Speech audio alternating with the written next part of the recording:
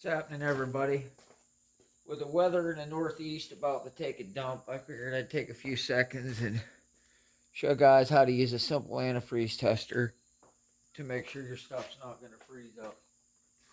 Basically, you're just going to take and fill it full of coolant, and then you're going to count the balls. There'll be a little chart on the side of it that tells you how many balls are floating and what your coolant level or antifreeze level is good to.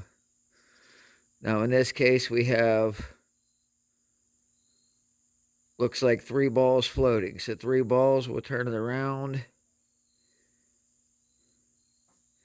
That puts us good to about 0, so we're going to have to flush this and put some fresh coolant in it.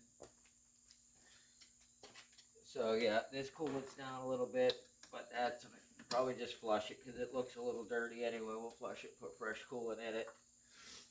Also, another thing, guys, I mean, around here, you don't have to worry about it freezing up. Like, if you're just going to get a night that it's going to drop down to like 32 degrees and back up and warm by morning, it's usually not going to freeze in that situation. It's going to take, a good 6-8 hours below freezing before it starts to have to worry about freezing it up. Another thing, too, we've done in the past, I know if you're poor and you can't afford it, hey, we've all been there. If you can get your hands on like a 100-watt incandescent bulb, I've had stuff that through the years of being poor, not have antifreeze and have to wait till you get paid to get it, where I've taken a 100-watt light bulb, been hanging here between the engine and the radiator, close the hood and let that on overnight. That'll provide enough heat underneath the hood of the car that it usually won't freeze. I mean, within a reasonable level, like say down to like 5 degrees Fahrenheit or so, and it shouldn't freeze.